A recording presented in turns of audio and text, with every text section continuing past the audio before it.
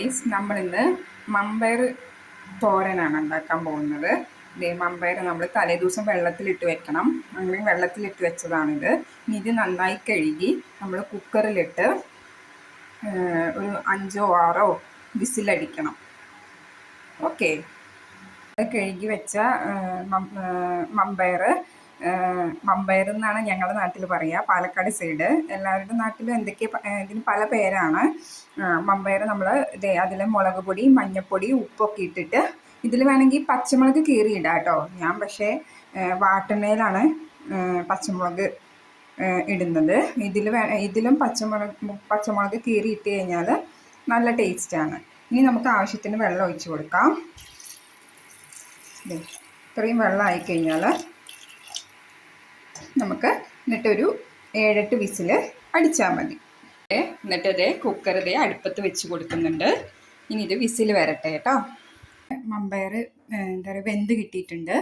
അപ്പോൾ അത് നമ്മൾ വെള്ളം ഊറ്റിയിട്ട് ഒരു പ്ലേറ്റിലേക്ക് മാറ്റിയിട്ടുണ്ട്. എന്നിട്ട് ഉള്ളിയും പച്ചമുളകും അരിഞ്ഞു വെച്ചിട്ടുണ്ട്. പിന്നെ തേങ്ങയും കറിവേപ്പിലയും മാറ്റി വെച്ചിട്ടുണ്ട്.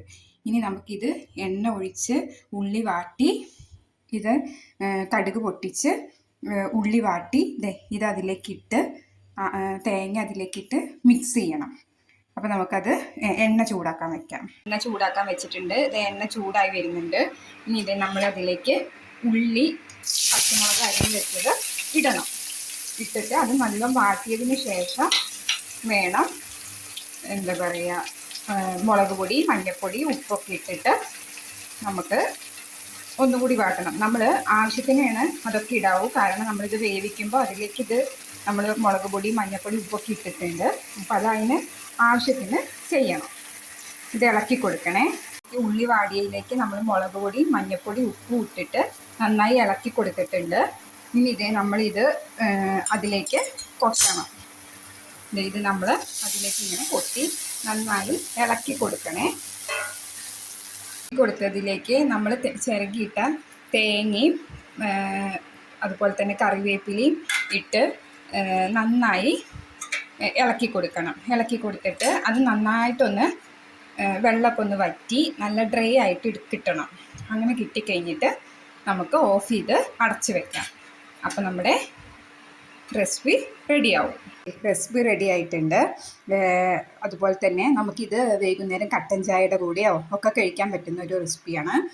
അതുപോലെ തന്നെ നമുക്ക് ചോറിൻ്റെ കൂടെ കഴിക്കാം. എനിക്ക് ഭയങ്കര ഇഷ്ടമുള്ളൊരു റെസിപ്പിയാണിത്. അപ്പോൾ എല്ലാവർക്കും വീഡിയോ ഇഷ്ടമായിട്ടുണ്ടെങ്കിൽ ലൈക്ക്, ഷെയർ, കമൻറ്റ് ചെയ്യാൻ മറക്കരുത്. എല്ലാവരും ഒന്ന് ഉണ്ടാക്കി നോക്കണം. നമ്മുടെ വീട്ടിൽ എപ്പോഴും കിട്ടുന്നൊരു സാധനമാണ് മമ്പയർ. അപ്പോൾ അതുകൊണ്ട് എല്ലാവരും ഇതൊന്ന് ട്രൈ ചെയ്ത് നോക്കണം. Okay, thank you.